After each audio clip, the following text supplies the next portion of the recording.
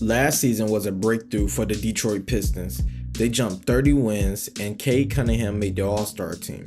And they pushed the New York Knicks to 6 games, and 4 of those games were decided by 3 points or fewer. Fast forward 7 months, they've opened up 10-2, perched atop the Eastern Conference with the league's 3rd best defense. And now they play like they know exactly who they want to be.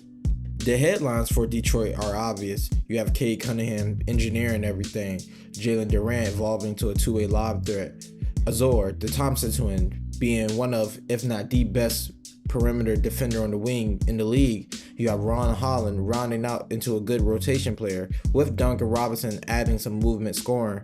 But underneath all of that, I would say Detroit looks like the Rockets of the East. Brutal rim protection, swarming turnover creation, and an offense that survives on Cade's decision making when his jumper stalls. Let's unpack this Detroit team. Let's look at how Cade's offense raises their floor while still capping their ceiling, how the Cade and Durant partnership fuels Detroit's run-first attack, and why the defense has leapt into top 5 territory. Then we'll take a zoom out and ask the real question: what does this leap mean for Detroit's playoff ceiling? This brings us to the conductor. To understand why Detroit looks so different without a massive talents influx, you have to start with Cade Cunningham. Everything Detroit does offensively revolves around Cade. He leads the league in on-ball percentage, and the Pistons post a +4 offensive rating when he's on the floor. He also suppresses their turnover rate by almost 6 percentage points, which will land him in the 99th percentile impact amongst guards. He's second in the league in rim assists per game and generates nearly 48 points a night as a lead engine. The offense is built around his playmaking though, not his scoring per se. Let's dive into some film. Right here, the Detroit Pistons are going to set up early offense, and it's going to be an away screen to get Cade Cunningham the ball. Then he's going to flow right into a ball screen. The Pistons are hedging, but Cade beats Jabari baseline and downhill. He recognizes the help and just finds Tobias in the corner for an open 3. Right here, Cade Cunningham is surveying the floor, picking out his matchup. He tells Duncan to come set him the screen so we can get Ja involved in the action. He rejects the hedge from Ja and just gets downhill, and he has a shooter in the corner because the help has to come, and it's a wide open corner 3. On this last clip right here, we see Cade receives a handoff followed by a ball screen, but Memphis is going to be in a soft hedge. You see the big up to the level plus the gap help. And look, he's just going to fire the ball to the opposite wing for the wide open wing 3. There's a paradox with Cade Cunningham though. While Cade the playmaker raises the floor, Cade the scorer caps the ceiling. He's in the 9th percentile at 3-point volume, which is only 26% of his shots, but 88th percentile in rim frequency, which is good. Yet he's only finishing 55% at the rim, which is bad, and 28% from deep. Even in the short mid-range where he lives and sits at a 47%, overall his true shooting efficiency is 4% below league average. Normally you call that inefficient, but the larger context matters. Cade's shot diet works as bait. Every short mid-range pull-up drags his second defender, and because Detroit is second in offensive rebounding rate, those misses become scheduled passes to Durant or Zor or whoever else is on the team crashing from the slot. Efficiency shouldn't just be measured by the shooter, it should measure the possession. Cade's gravity manufactures paint touches the box score doesn't credit. When defenses blitz Cade, he rarely forces next level reads to the likes of like a Luka, a Trae Young, a Jokic. He prefers more the short roll feed or a safety valve swing. That moderation keeps turnovers down and manageable for the team, but it leaves points on the table because he's not the same threat as a scorer or aggressive as a passer. This is the trade-off.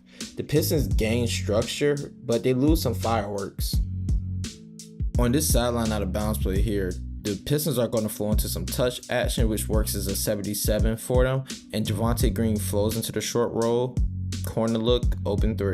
Detroit likes running touch actions, rookie rescreens, and pistol entries, anything to get him on the move and the defense rotating versus a typical stand still stagnant pick and roll.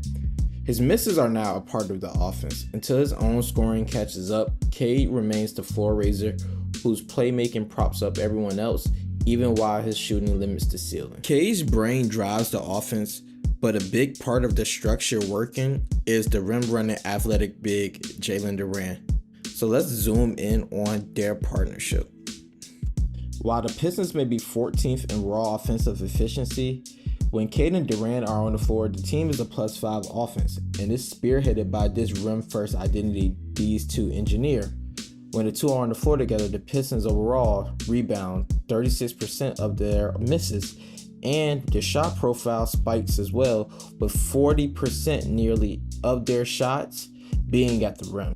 Detroit's investment in Durant's growth has paid dividends so far on both ends, with him grabbing 16% of Detroit's offensive rebounds this season, and the Pistons scored 33 points per 100 missed shots with him on the floor.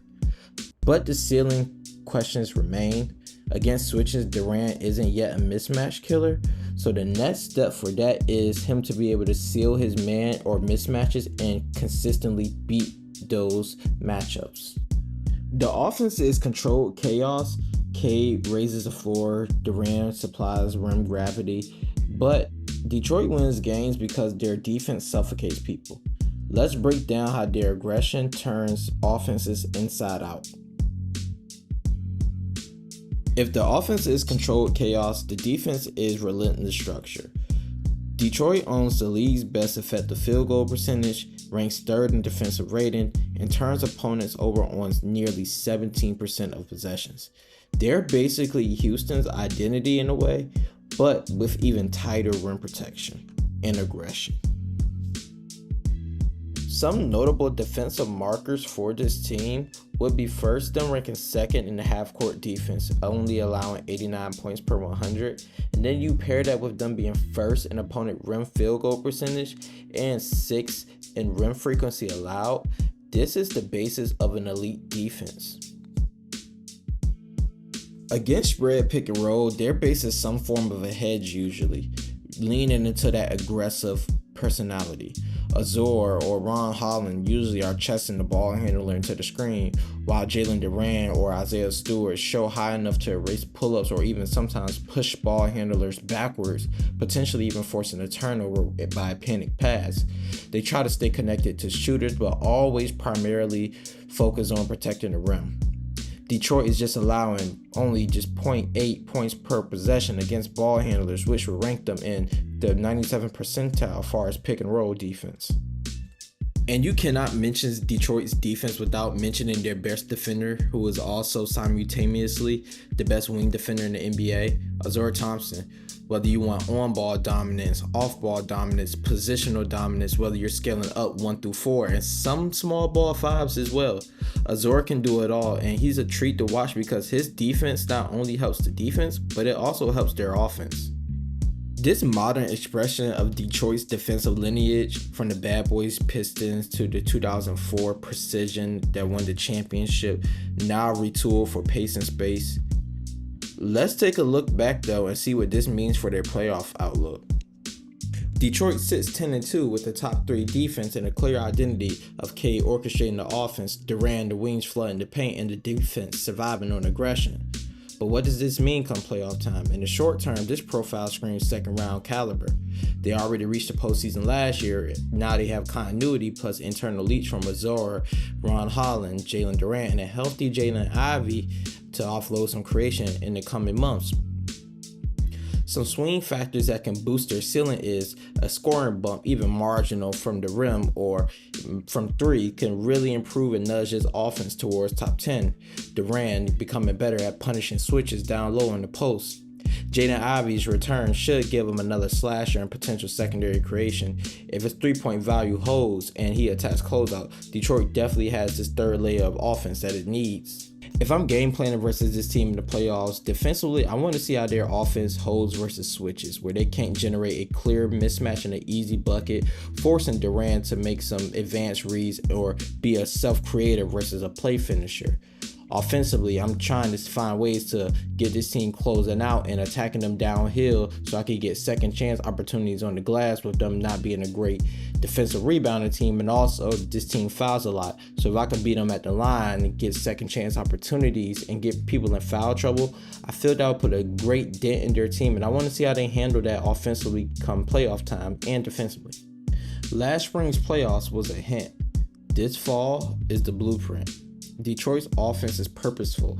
Cade organizes, they maintain elite rim gravity, and they embrace offensive rebounding. Their defense is like a swarm, hedging, stunting, rotating, and living with the consequences.